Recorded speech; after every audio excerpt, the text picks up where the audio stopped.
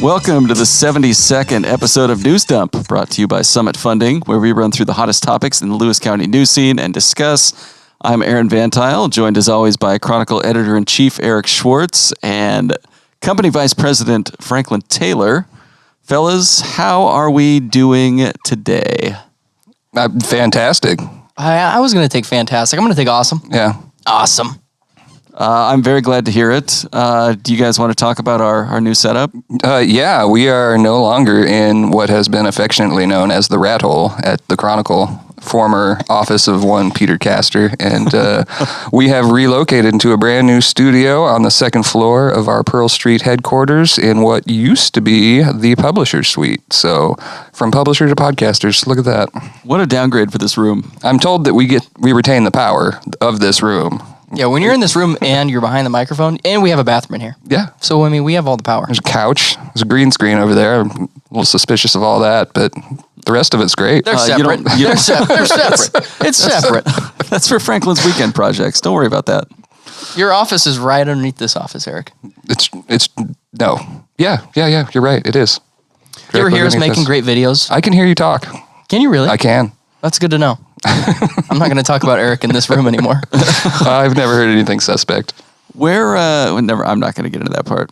It's Tuesday, November 16th. What were you going to get into? Jeez. I was going to talk about the time one of the roofs collapsed a little bit. No, let's just move along. Yeah, see? Gosh.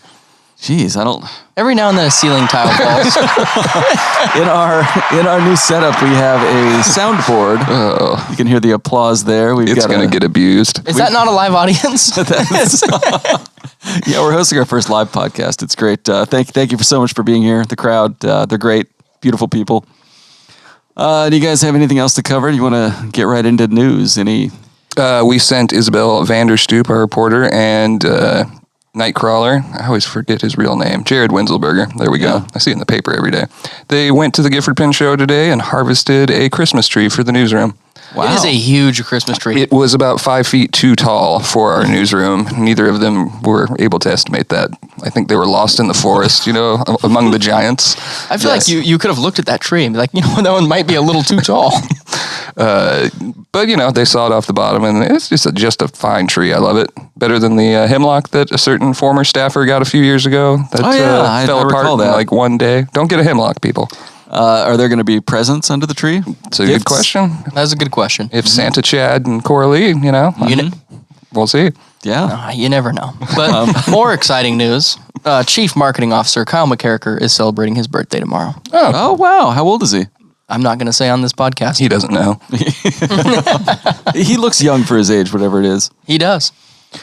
Let's see. News items. You guys ready for news? Let's do it. Flood season. What happened in Lewis County's worst flood since last year, probably? Year before? Nah, you're overselling it. We haven't had bad flooding in a little while. I want to, not jinx it or anything, and it can be here or there, but I believe it was Sheriff Snaza who told our reporter over the weekend when she was asking about some rescues they had out in Randall, and he noted that it's been a while since we've had some flooding, and it's great how everybody got right back into the swing of it, was able to rescue some people who were stranded. We didn't have any injuries or deaths that we're aware of, so... I don't know, on a 1 to 10 scale for Lewis County flooding as a whole, this one was probably a 4. Yeah, all right. What was your favorite flood-related story that we had over the last week or so? 4 or 5 days? When did it started, Friday? Yeah. Friday, yeah. Yeah. We did get missed by that gigantic storm. That would be my favorite. Yeah. Yeah, the fact that we that would be my favorite. the fact that, as Eric Rosane wrote, Lewis County dodged a 1-2 punch. That second one probably would have been devastating if you look up north, like where I'm from, Forks, and then Whatcom County as a whole. They just got hammered up there. I mean, you were seeing some images that were very reminiscent of 2007 around here. So, good luck to them in handling that. It sounds like the waters had gone down. But yeah, my favorite story is the fact that we didn't get a big flood. My favorite was Nightcrawler's live video of a guy with his truck stuck in standing water, and Nightcrawler just zooming in on the guy sitting in the cab of his truck. It was like a crane truck, and Crawler just highlighting the worst moment of that guy's day for sure. I know Crawler talked to him afterwards too. The gentleman wasn't upset with him, but it was kind of, you and I were together actually watching the video. And I passed you guys in the hallway and you were like, did you see Crawler's live? Turn it on. And he was just zooming in on this guy who was just having a hard time. And Crawler, Crawler talked to him. I think it all ended up okay. So. Do we want to talk about our two local heroes or save that for People's Champion of the Week? I think we should save that for People's Champion of the Week. We can save that for People's Champion of the Week. Yeah, let's save it for People's Champion of the Week. It looked like most of the flooding was East Lewis County. Yeah, I mean, that's where it got hardest hit. Chehalis at Grand Mound also crossed into, I believe, minor flooding there. It might have hit moderate. And Nowacum came up for a little while, but that has to come up pretty high to cause any havoc. So yeah, I'd say Cowlitz, Sispus Rivers were our big offenders this flood. Okay. Franklin, how did you survive the flood? Did you do anything special?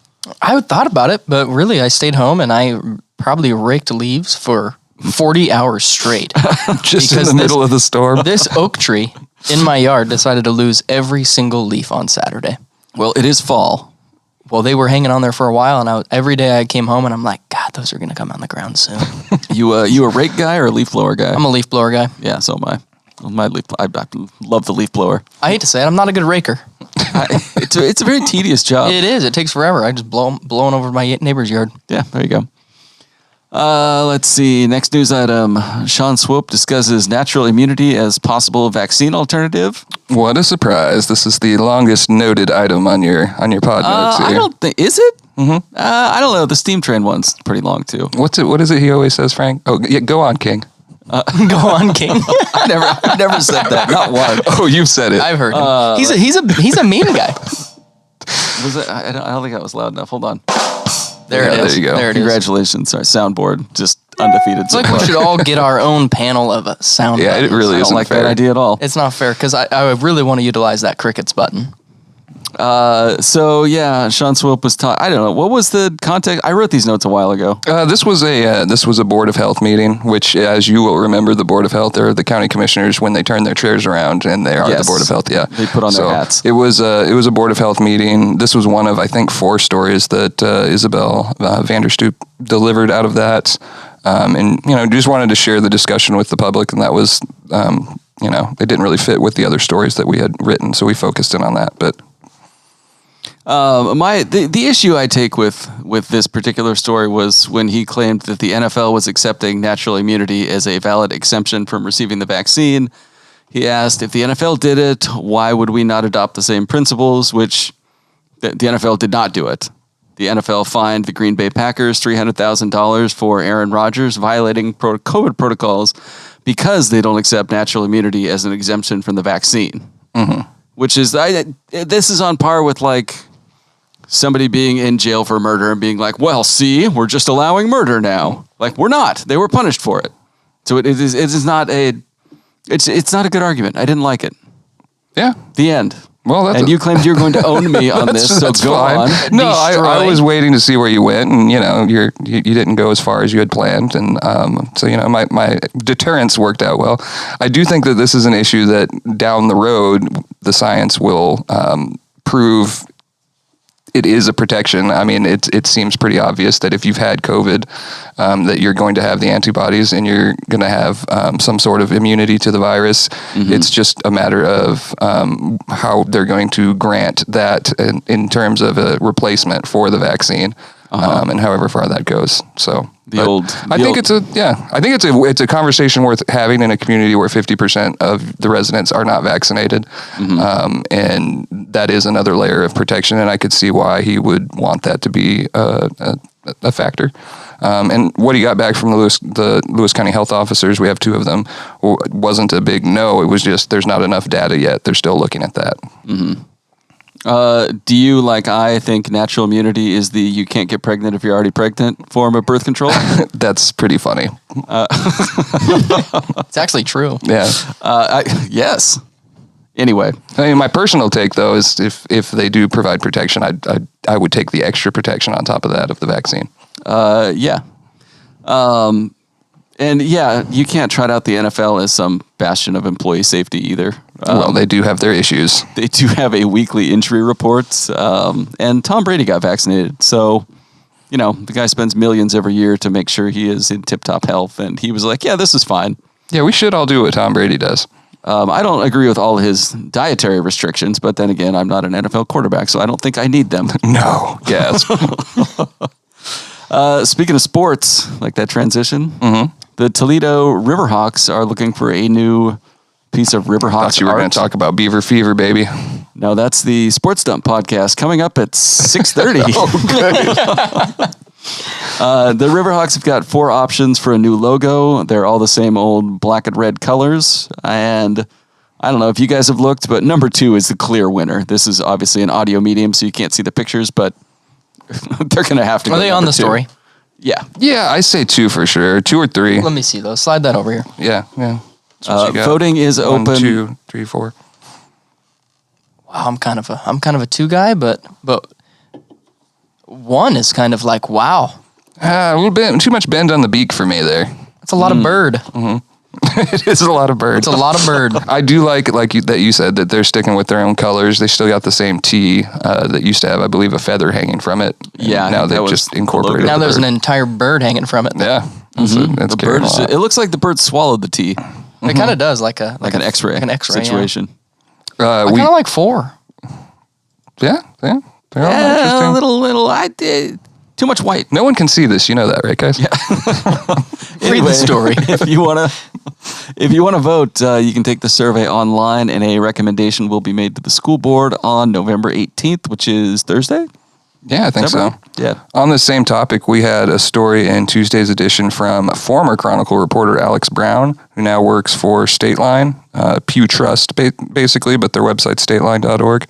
And it was a national story, but he talked to Chris Rust down there at Toledo, and I thought it was an interesting look at the issue, just kind of like drawing the lens back and seeing that this is happening all over the country. And it was also a little illuminating, too, from Chris Rust. They didn't actually get told no from the Cowlitz tribe, but he was like, anything short of just an emphatic yes, he decided that we're just not going to keep the Indians mascot anymore, which I think was the right call. Yeah, probably. I mean, they've had a pretty good partnership with the tribe over the years, so.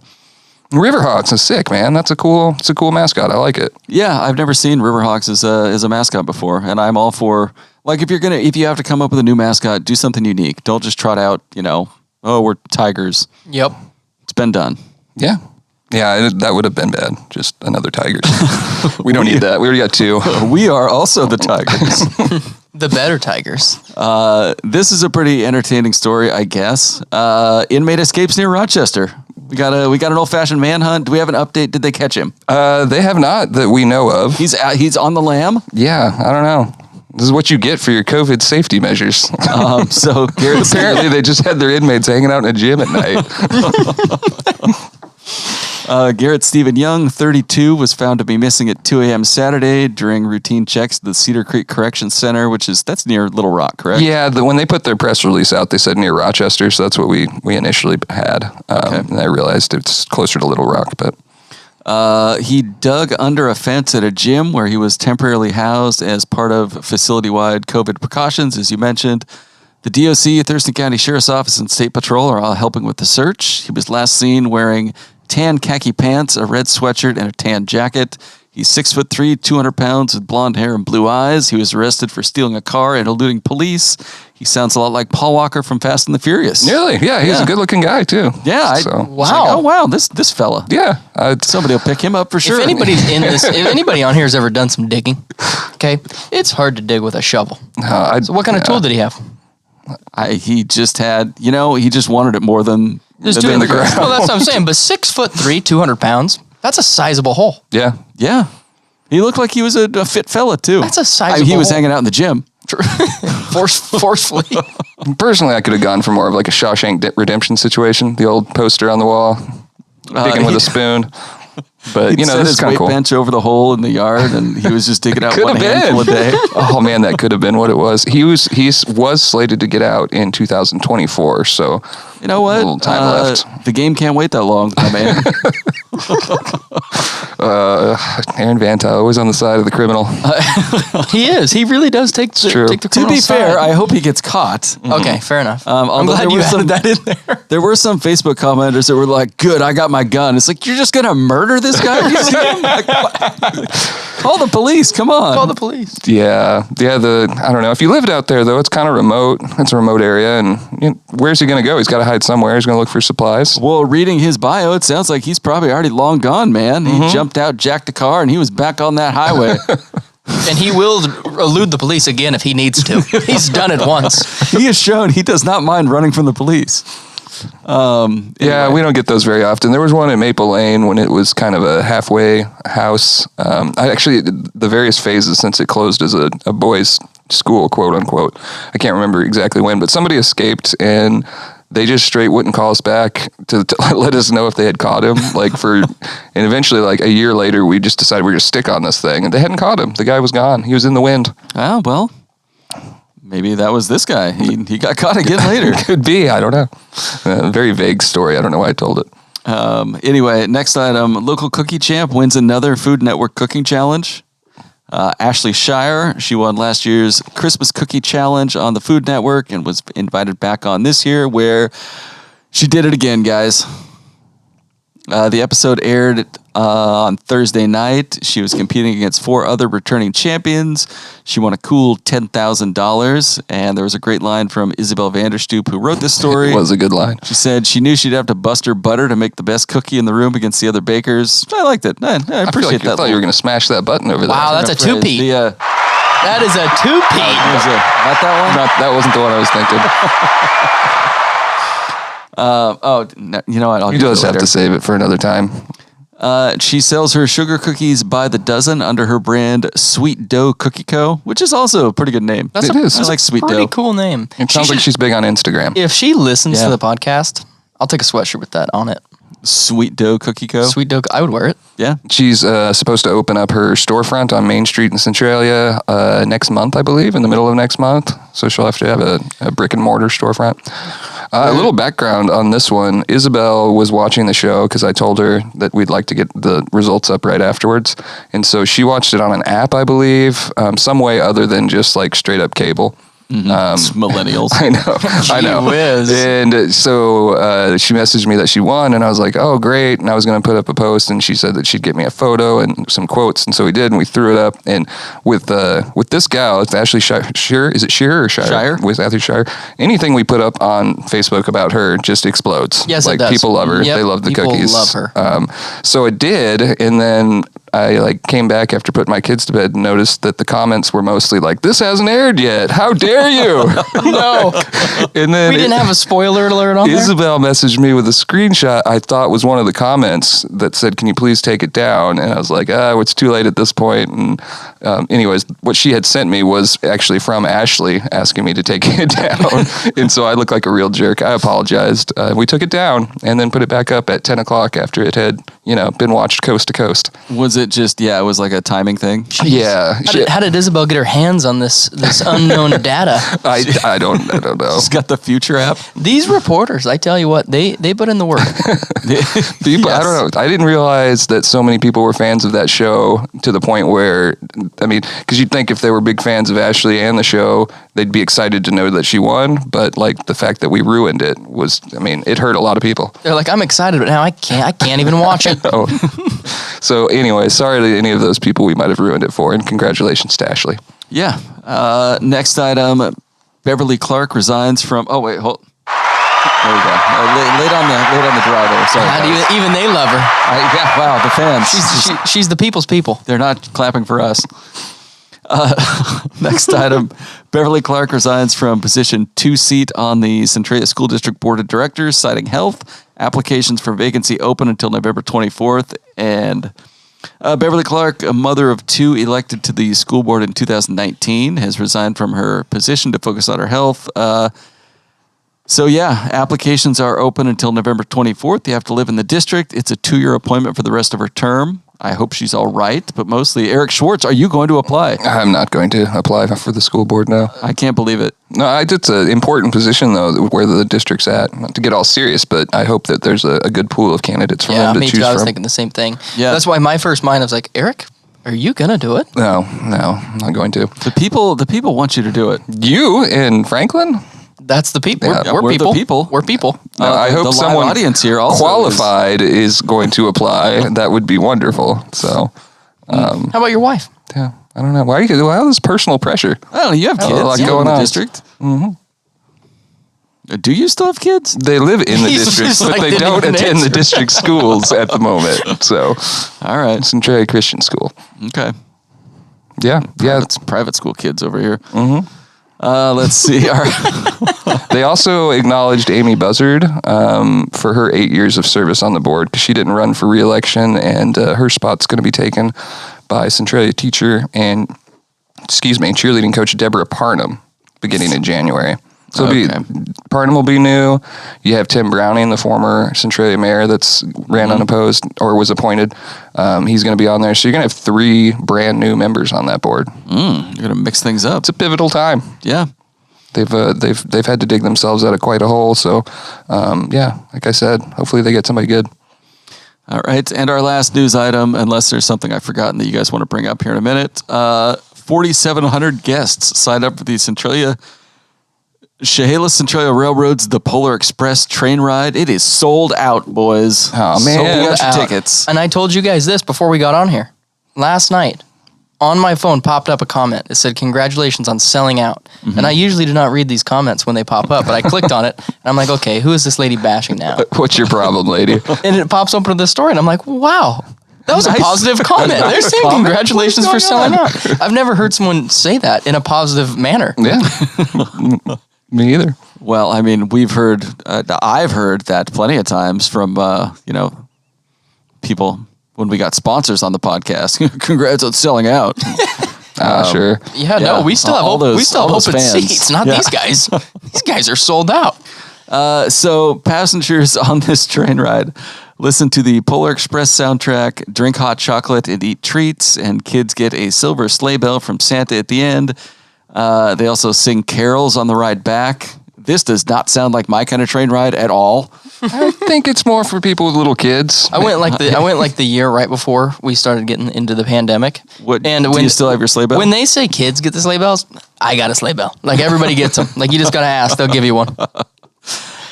So yeah, like I said, not my kind of thing. But what other holidays could we celebrate with a train ride? You got a good list there. Do you want me to run through the list? Let's or do run you have through the list. suggestions? All right. First up, St. Patty's Day. Just a couple of kegs on a train. Sounds like a blast. I love it. That's the kegs on a train. Halloween train. There's candy, and also it's full of like spiders or wolves or various horrors. That's scary. That sounds terrifying. Yeah. Snakes maybe. Snakes on a train for Halloween. New Year's Eve train. Maybe it goes backwards in time. Oh I don't know. wow. You could get Isabel's fancy app to show you what happens at the end of the ride. I don't know. Thanksgiving train. Everyone gets their own bucket of mashed potatoes, turkey, cranberry sauce, and pie. Yeah, nothing? I'm out on that one. What do you mean bucket? Hold on. Like it's a What do you mean bucket? Is it just everything's just in one bucket? Yeah, well, you don't want people like spilling plates of food. Could easily nosedive into our long-held plans. The Trough The restaurant. trough restaurant. Yeah, you pay just for time at the trough. pay for time at the trough. You dump all the food in there, and you get your 15 minutes, and you can't use your hands. You just stick your head in there and you eat. Well, you can pay extra and use a fork. Okay. If you pay extra? It's at the trough. Yeah. Yeah. One big trough. Everybody eats on it. What kind of food do they serve at the all of trough? it. Anything. Anything. Anything. There's some cheeseburgers, some sushi, some soup. Whatever dumped on everybody top of it. orders just gets dumped in there. Yeah. Good idea. I kind of like the idea. I got ideas for the lunchroom that here. one's right there with Pete's Lake. Yeah. The Hanukkah train, it's 8 days long. That's It's good. a long train ride. And then an April Fool's Day train where you show up and the train goes a mile and then they're like, oh, it's broken down. Everybody's got to get out and walk back. And then when you start walking back, the train goes back without you. Perfect. I hilarious. actually like that train quite a bit. Emily, I think you're missing some holidays. I mean, you got my birthday, Go the Franklin's birthday train ride. the birthday train, Oh, okay. Eric's birthday train, Okay. it's just sticking and- to our birthday and, trains. and Aaron's birthday train. There we go. You could do like the January 6th train. Just going for shock value there. That was all I had. Wow. Wait. What is what I wanted? What is January 6th? Good question. Good question. It's 2 days before Elvis's birthday. Let's look at a calendar. What do we got on January I 6th? was out of hand there. Let's see. Do you guys want to talk about real estate? Or how to finance a home? Yeah, of course I do. What if I told you Jason Gillespie is the best home finance guy? They freaking love him. The crowd just going wild here. I know when we were looking at financing for our new podcast studio, I was just, obviously I handled the entire operation myself. You did a bang up job. It looks good. Thank you. But obviously securing funding for this massive renovation and project and everything else was just beyond me. Mm-hmm. And so I called Jason Gillespie and I was like, hey, what if I had some money? And he's like, well, do you have any money? And I was like, of course not. And he's like, well, then come over here and I'll tell you how money works. Anyway, I still don't know how money works, but Jason does. So if you guys want to, do some lending. I don't want to do the lending. I would like to get lended too. Yes. See, that's a common mistake I made as well. Is that a mistake? God. You want to be on the receiving end I'm gonna of have lending. To call. I'm going to have to call. But don't you have to have money? I went in there and was like, here's $10. And he's like, that's not how lending works. And I was like, well, it kind of is. Anyway, if you want to have better luck with your financing process than I had reading this ad, call Jason Gillespie at Summit Funding. They're the home loan experts. He'll hook you up with everything you need to know and explain the process. His office number is 330-4037. You can send him a fax, 205-4099. Email him, GillespieTeam@summitfunding.net. You can also just check his website out, summitfunding.net. And his office is at 1616 South Gold in Centralia. And as always, use promo code NEWSDUMP. Get 50% off your first house. Oh. Tried and true ad code. I hope Franklin's neighbor that gets all of his leaves blown onto his yard hears this ad one day so he can find a home where someone's not blowing. He's like, that guy hates his neighbors. I have no idea why. Every time I wave at him, he rolls his eyes at me. And I'm like, why is he so mad? And I just keep blowing him over there. Does he send a dog over to poop in your yard or anything? No, we got a fence. Is payback. Do you guys want to do Tales from the Takes page? Sure. Our first column is Brian Mickey commentary. When taxpayers get informed and involved, we all benefit. So Mickey read a book, and in that book was a story about a town in Venezuela that elected someone who wasn't rich and corrupt, and it warmed his heart. It also warmed my heart in a secondhand fashion. It was a good story. And inspired by this rosy vision of empowered citizen involvement, he applied this year to be a member of Lewis County's Citizen Budget Committee. He writes, "It was a great experience. I was deeply impressed by County Budget Officer Becky Butler, whose command of the intricacies of Lewis County's $44 million budget was matched by a thoughtful, patient friendliness as we all asked questions and offered ideas. Anyway, his message was to volunteer and learn more about the government you're always complaining about." To which I say, Do I think I would have liked Brian to include some of his ideas. Like, what is this guy thinking? he probably, he didn't have a lot of ideas in there. He did, however, mention the place you can go submit ideas for the $15 million in CARES Act funding. Yeah. Ooh. He said that they have already received 674 responses, so I'm hoping to do it. How many of those do you think are serious responses? You actually have to go through a little effort to get this survey in, so I bet you most of them. It's serious to somebody. Yeah, I bet you most of them are serious. All right. How many for monorail? Just one with Aaron's name next to it so far? Yeah, you do love your monorail. Well, we got to beat this horrible traffic through town. I don't know. Monorail would be sick. You're just obsessed with it. Let's see. We also had a column from Richard Stride, who writes, "What cannot be cured must be endured." And he talks about that phrase and his grandmother who used it on him when he was a kid. It's a good column. Yeah, I thought it was good. He read from her memoirs story, which I don't know. I found it very entertaining. A mouse ran out in front of his grandmother, and she was going to like dispose of it, presumably. But then he realized the mouse was running back and forth, moving its babies. Anyways, I would have stepped on that mouse. Wow. Just saying. Murderer. Yeah. Like that deer you killed that Oh, one we know time. you're a friend of the rodent, Aaron. That's the pot calling the kettle black here. He houses them. Let he... Oh, Justina, you good with a few roommates? No. Rats out of the bag. I'm just kidding. I mean, look, I've been in this building long enough to know that whoever runs it is not one to talk. I agree. Much like the Centralia City Attorney said in our favorite story. Look, lady, we all got rats. There's nothing we can do about it. There's nothing we can do about it. People's Champion of the Week, Go Off King.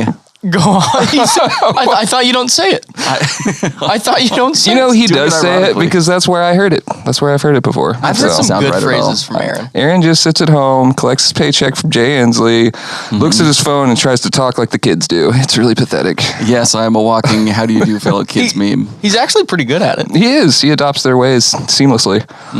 Anything else to add? DJ Page views? I'm muted? Oh, geez, what happened there? No, you weren't muted. The siren just goes over. No, you. the hero of the week is just an obvious one this week. It's going to be several people, but the people who were working with the Swiftwater Rescue Team, I think out in Cowlitz River, deserve some praise. I think the number I read was like 15 people that they ended up ferrying to safety. But also, I think you got to throw in Sheriff Rob Snaza and Commissioner Sean Swope, who were on their way back from the flood zone in East County when a crash occurred right in front of them. I think it was a Porsche that was traveling well over the speed limit, but in case it flipped over and the participants were in the cab and water was flowing in, and it sounds like Snaza kind of orchestrated the response, and he and Swope and others were able to get the door open and get them out. That's a great story. Yeah. Yeah. Talk about being at the right place at the right time. I mean, I can't think of a better person to be behind you if you were to be in an accident. Yeah, for sure. I agree wholeheartedly. I mean, I don't know how Aaron thinks about it. I think, what was it you said out there when I proposed this as the Heroes of the Week? I said, Are we giving people awards for doing their jobs now? I said, God, he's so brutal. I know. He's so brutal. He hates authority. I don't hate authority at all. My line was, do you think they did the Bash Brothers, arm thing afterwards after lifting that car off the people? I don't think so. I agree to disagree. Between Rob Snaza and Sean Swope, do you think they could pick up a car? It depends on the car. I Are we agree. talking a Mini or like a Porsche in this case? Maybe. I think Porsches are sneaky heavy, though. Are they sneaky heavy? I think the engines are probably heavy. I feel like if we could get the two of them down here and stage something to see if they could pick up a car, I don't know if they're interested or If not. we're talking like a Honda Del Sol, yeah, probably. We'll have to find one. Yeah, bring in a Del Sol. I don't know. Are electric cars heavier or lighter? I feel like maybe... Like a Prius? I feel like a Prius isn't that heavy.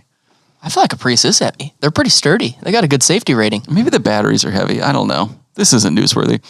If it's newsworthy if they pick up that damn car. If the two of them want to come down and flip over a car, then that would be great content. I don't think there will be. I feel like they interest both have better things to do. Yeah, hopefully. No Eric Schwartz burn of the week. No, I don't think so. I didn't put anything down this week. I'm sorry, guys. Did you see any good burns? Can you think of it? I have a burn I know you'll want to talk about. $3 million in cannabis grown by a Washington farm destroyed by state agents. Would you like to have a moment of silence? I don't know what you're alleging by that, but yeah, what a tragedy. Go on. I don't know much. That story was not one of our stories. That was a wire story from, I believe, the Walla Walla area, and I think they simply grew more than they were allowed to, and so the agents came in and destroyed it. 13,000 pounds more than they were allowed. That's a lot of pot. It's a little over the limit. It was a bigger yield than they expected. You know, Were if they you just had doing 10,000 more potatoes, you think like you're gonna get rid of those? Come Just on. doing the Costanza like, well, was this wrong? Well, nobody would confiscate your potatoes, though. That's true. That's true. Yeah. They certainly wouldn't burn them. Then you'd just have hash browns. Yeah, for whatever it's worth, that story was the most read item on our news this week. So More than Just- Fat Cougar. Not this week. No, Fat Cougar remains king. Fat Cougar king was of the king. month. That cougar that we do. I think we talked about it on here from I think, yeah, we East did. County. I'll never forget that they said he was so strong he flexed his thigh and it shot out the dart. And I was like, "There's no way that happened." Swole cougar. That cougar's freaking huge. So it was a big one. It was the biggest one they've ever caught. Siren's banger of the week is assault over no free lighter. Do you want to read this one as you suggested it, Schwartz? Just before 9:55 a.m. on November 13th, the customer at a gas station on the 1000 block of Belmont Street was cited for assault and theft after she allegedly threw a bag of chips at an attendant, then stole several items from the business. Their customer reportedly got mad when the attendant refused to give them a lighter. I would say they got mad. Lighters aren't free, people. What's Belmont Street? Is that That's over Taco Bell area, isn't it? One more down from yeah, that. I'm wondering if that's like the Texaco or probably. Okay. Yeah. The cost of lighters is going up. Mm-hmm. Biden's America. Supply chain hit us all. I love the phrase "got mad." I mean, the story seemed like she did get mad. I mean, that's mad. appropriate to say. You got to make fire yourself, lady. Let's see. And we've got Facebook Cronline comments of the week. Well, no Cronline comments still. Big censorship has come for the common man. Well, you know. My favorite one was there was a post about the best in Nisqually winners. And which is like best of Lewis County, but for the NVN. And the comment was just the hole, and the hole was like a hole you dig in the ground. The whole thing is a Farst. Like first, but with an A. Yeah, I happen to know who posted that too. I'm not going to speak their names, but every single year this gentleman will go off on us for it being a farst. And every year we're just like, sorry, guy. I mean, this is how the voting goes. The people chose the other business, and then he'll go at you forever in the comments wherever he possibly can, and insult you and tell you how terrible it is. And then next year, right there he is trying to get people to vote for him again. So maybe if he was a more approachable guy, he would get some votes. Yeah, I mean, I'm not going to vote for this guy. Then? Yeah, he did not win. I don't believe so. Oh, because we are a farst. Speaking of winners, do we want to talk about coffee? We probably should talk about coffee. How's the Lewis County Coffee Company collab with the Chronicle going? I've heard some amazing things. Really? If you look at their Facebook page, we've heard some wonderful things. And then I had like 4 or 5 people text me. They're like, I just got my coffee. And then all of a sudden they handed me the paper, and this is awesome. I will be getting my coffee here every day because of that. Oh, that's great. And will they also be reading the paper every day? Yeah, they're going to get 2 of the same paper. They're like, hey, this is awesome. I'm going to go back tomorrow. Whoa! The same thing happened again? Yeah. It's like, how did this happen? Your best bet is to go on like Tuesday, Thursday, or Saturday morning, because that's right when the paper gets out. Yeah. So yeah, that is a good bet. You're picking days to get your coffee.